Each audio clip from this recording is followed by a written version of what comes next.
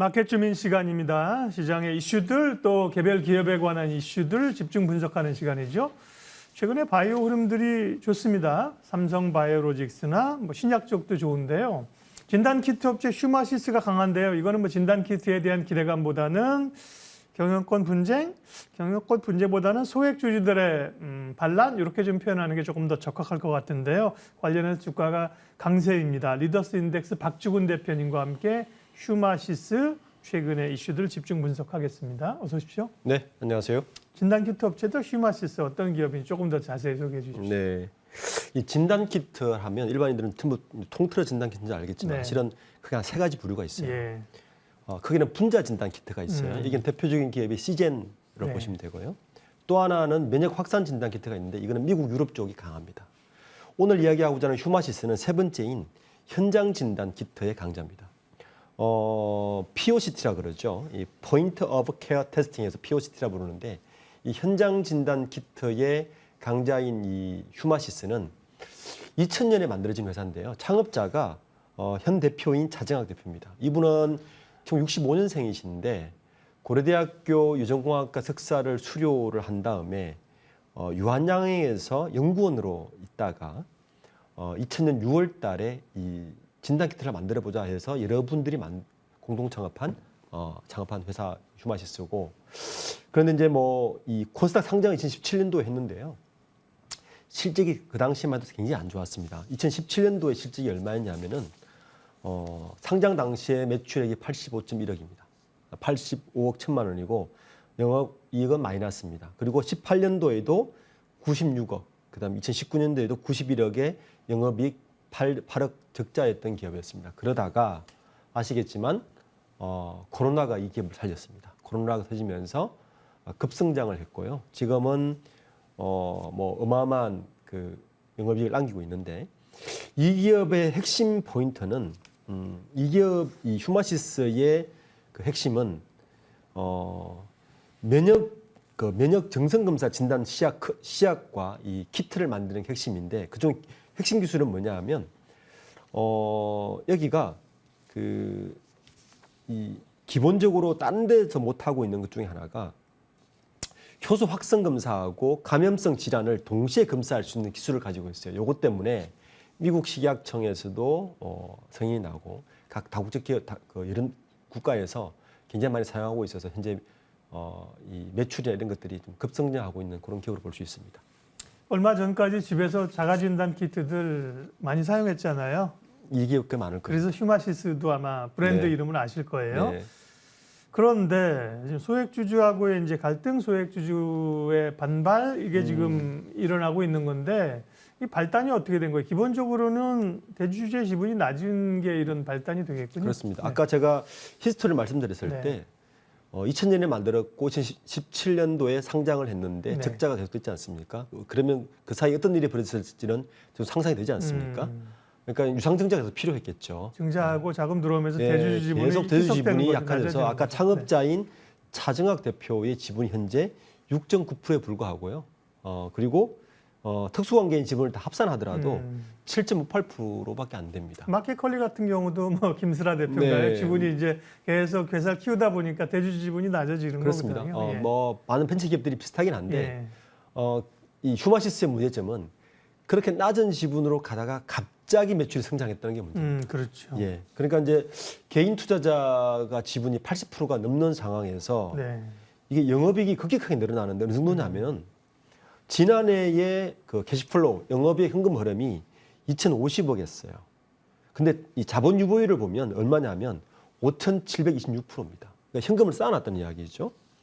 거기에다가 이번 상반기 거를 제가 체크를 해봤더니 자본 유보율이 무려 12,000포인트입니다. 그러면 이 소액주주들은 굉장히 불만이 쌓일 수밖에 없죠. 당연히 그렇게 돈 쌓아놓고 뭐 하느냐의 질문이 나올 수밖에 없고, 그리고 더 큰 문제였던 게 이렇게 자본 유보율이 높은데도 불구하고 주가가 저평가돼 있다는 거예요. 실제도 좋은데. 그래서 그 지난 19일 기준으로 그 펄을 보면 2.16배에 불과하거든요. 그러니까 성장주인데도 불구하고 너무 낮은 거죠. 이 정도면 어느 정도냐면 KTNG보다 낮은 거예요. 그래서 이런 데 대한 불만이 소액주주들을 뭉치게 했고 그 소액주주들의 한 사람, 그러니까 구이철이라는 분이 145만 주, 4.25%를 가지고 있는데 소액주주 몇 사람을 묶어서 5%를 초과하는 지분 신고를 했군요. 지분을 신고를 한 네. 거죠. 근데 신고를 할 때 명시를 했어요. 경영권 참여. 그래서 이제 이게 경영권 분쟁이 붙었다. 개미들의 반란이다. 이게 예. 붙으면서 주가가 지금 상승하고 있는 상태입니다. 표에는 이제 소액주주 5% 지분 신고한 쪽만 있지만 그 밖에 상당히 소액주주 지분이 많다는 거잖아요. 대체적으로 그렇습니다. 많다는 네. 거고요. 그러면 소액주주들이 회사 측에 제안하고 있는 요구 사항은 어떤 것들입니까? 그러니까 회사 측과 사측, 그러니까 그 회사 측과 소액주주들의 네. 그 요구 사항이 상반돼 있는데 제가 아까 방금 말씀드렸듯이 이렇게 유보율이 많다 보니까 당연히 소액주주들은 주주가치 제고 방안을 요구했겠죠. 그렇겠죠. 당연하죠. 예. 일단 배당 성장 높여라. 그 순수익 20%를 배당해야 되지 않느냐는 게 첫 번째 요구 사항입니다. 그래서 주당 500원은 특별 배당을 해줘라. 그리고 자사주 소각해서 우리 가치를 높여달라. 뭐 이런 일반적인 소액주주들이 그 주주가치 제고 방안을 다 요구했던 거죠. 그리고 500억 상당 부분은 자사주로 추가 매입까지 해서 지금 유보율 12,000% 너무 높다. 낮추고 우리의 주주가치를 높일 수 있는 방안들을 빨리 액션을 취해달라는 요구였는데 사측은 이 안건 내용들을 대부분 지금 이사회에서 부기를 시켰죠. 예. 그 이유는 여러 가지가 있는데 뭐 사측 입장이 이런 겁니다. 그렇게 하면 적대적 안 그래도 대주주의 지분이 낮은데 적대적 M&A에 노출될 수 있다. 이게 이제 대표적인 방어 전략이고 그리고 그 적정 수익이 주식 유통이 하기에 조금 불안할 수 있다. 그래서 이런 부분들을 개인 주주들 요구 사항에 대해서 이렇게 지금 반대적인 이야기를 하면서 지금 서로 아주 갈등 상황이 있는 상황입니다. 안건이라고 표현하신 거는 지난 14일 날 이제 임시주총이 있었습니다. 지금 올린 안건들인데 보면 소액주주들이 회사 측은 또 나름대로 이유가 있어요. 그동안 고생하다 이제 돈 벌기 시작했는데 그죠? 그렇죠. 소액주주들이 이걸 빨리 이제 파일을 나누자고 하니까 근데 임시주총 안건이 이사 보수 한도 뭐 승인, 그다음에 적대적 인수 합병 방어를 위한 이사 해임 관련 정관 신설. 그러니까 뭐 소액주주들은 뿔날 수밖에 없는 그렇습니다. 상황인데요. 임시주총에서는 지금 회사 측의 안건이 다 부결됐고 네. 소액주주자들이 이겼다는 거죠. 네. 그러면 이제 진행 중입니다. 앞으로의 분쟁은 어떤 식으로 전개가 될까요? 우선 지금 회사 측의 사항이 다 부결됐기 때문에 예. 소액주주의 퍼센트가 너무 많죠. 80%고 이래서 일단 이사 감사는 소액주주들이 원하는 조건으로 갈 가망성이 저는 굉장히 높을 것 같습니다. 그래서 뭐 경영 M&A 전문가, 그다음에 감사는 주주 추천 인사로 될 가망성이 높고요. 네. 그럼 경영진의 굉장한 견제 역할을 일단 하겠죠. 그렇죠. 이사 예. 감사를 선임하면요. 그렇습니다. 그리고 지금 휴마시스가 지금 대주주의 지분이 낮기 때문에 지금 구이철 씨를 비롯한 소액주주가 5%를 넘은 상태에서 조금만 더 결집하면 사실 경영진까지 바꿀 수 있는 요건이 되거든요. 그래서 이러한 부분들은 향후 주주총회까지 상당 부분 갈등으로 갈 것 같고 지금 소액주주들이 요구하는 사항을 좀 몇 분 덜어주지 않는다면 내년 주주총회 때까지는 이 갈등 사항은 저는 계속 지속되리라 상태입니다. 네. 진행료가 그러네요. 이제 좀 14일에 했던 건 임시주총이고요. 네. 네. 정상적으로 보면 임시주총을 또 할 가능성보다는 이제 내년 3월에 주총인데 네. 그때까지 이제 가면서 견제하고 압박하고 뭐 또 표대결하고 이런 그러면 이제 재료는 살아 있다는 거예요. 그렇습니다. 재료 가치로서요. 그거는 그 정도 보고요. 그럼 실적단을 봐야 되는데요. 실적은 뭐 너무 좋았다고 지금 말씀하셨는데 다만 이제 코로나가 어느 정도 진정이 됐고 재유행한다는 얘기도 있고 네. 실적 전망은 어떨까요? 우선 작년 실적을 한번 보면 코스닥 상장사 1,048곳 중에서 매출과 영업이익률이 가장 높은 곳이 바로 휴마시스입니다. 높았고요. 이제 올 상반기로 넘어오면 현재까지 누적 매출액이 4,400억인데 영업이익 60%예요. 2,700억입니다. 그러니까 이렇게 높을 수밖에 없고요. 이 굉장히 높은 영업이익률 때문에도 불구하고 아까 소액주주들이 주장했던 대로 퍼도 너무 낮고 주가에 대한 재고 가치도 너무 없기 때문에 지금 개인 주주들이 지금 굉장히 스트라이크를 하고 있는 것 같고